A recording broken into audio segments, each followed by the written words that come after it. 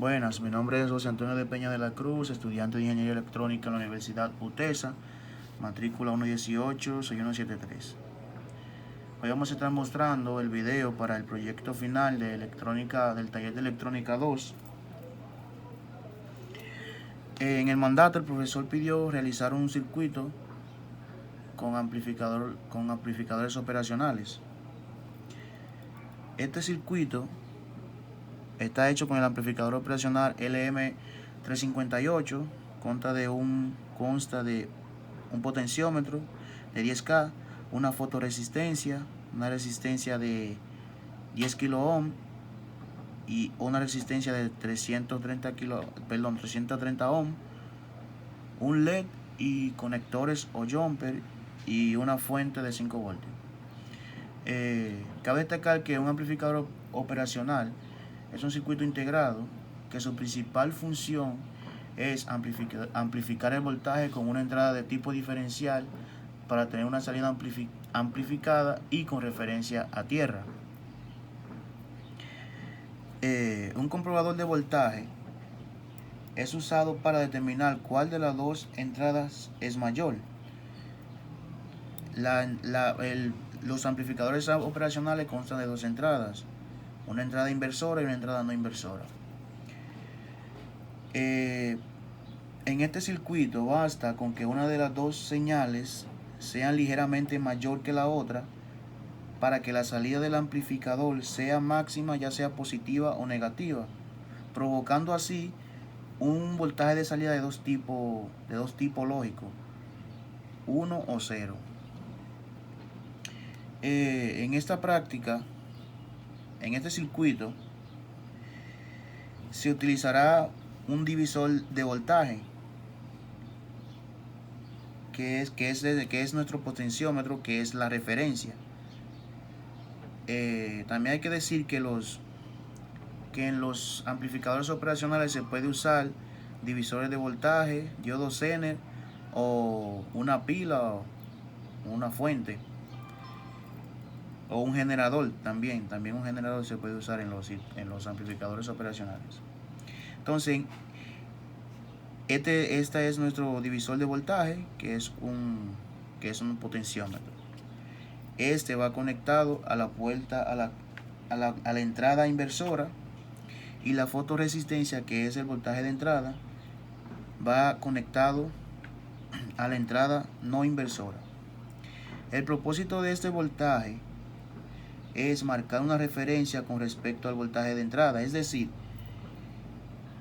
que en el momento que el voltaje de entrada es mayor que el de referencia, la salida tendrá un 1 lógico, como se muestra aquí.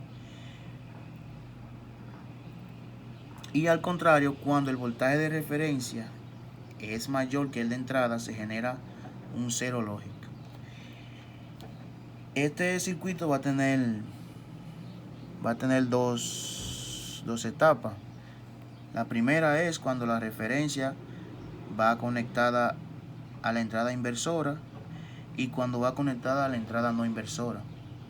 En esta etapa, en su etapa inicial, como la resistencia está recibiendo luz,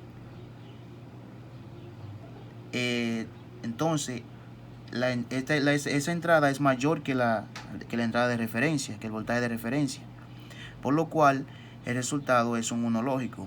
Pero en cuanto a la resistencia, la fotoresistencia se oscurece, la resistencia de 10 kilo ohm se carga y genera que el voltaje de entrada sea menor que el de referencia, por lo cual marca un 0 lógico. Ven, ahí el voltaje de entrada es mayor que el de referencia y el resultado es un 1 lógico, por lo tanto el LED enciende. Pero cuando oscurecemos la resistencia, se carga la resistencia de 10 kilo ohm y el resultado es un 0. Entonces vamos a proceder con la segunda etapa, que es cuando la referencia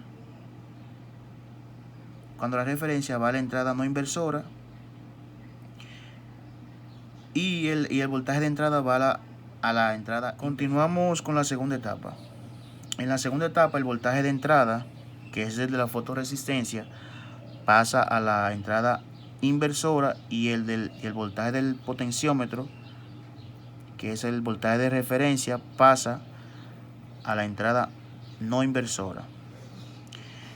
Entonces, como el voltaje es mayor, como el voltaje de la entrada en esta etapa es mayor, sigue siendo mayor que el de la referencia, pero está en la entrada inversora, porque la entrada inversora es negativa y la entrada no inversora es positiva. Entonces, como es mayor que el de la referencia, genera un cero lógico, o sea, el LED no enciende. Pero cuando oscurecemos la fotoresistencia, la resistencia de 10K consume más, entonces la entrada de la fotoresistencia, la entrada inversora, es menor que el voltaje de referencia, menor que la entrada no inversora, y genera un 1 lógico, por el tanto el LED enciende. En conclusión, podríamos decir que al usar un comprobador de voltaje sería de muy útil, de muy importancia, porque podríamos implementarlo como en un activador de alarma, o sea, colocarle 2 sensores de temperatura y de humo para que pueda activar la alarma. También usar un amplificador operacional como comprobador de voltaje nos sería muy útil o de muy gran ayuda, porque cualquier mínima variación en las entradas, el amplificador emite un resultado. Eso es todo. Muchas gracias.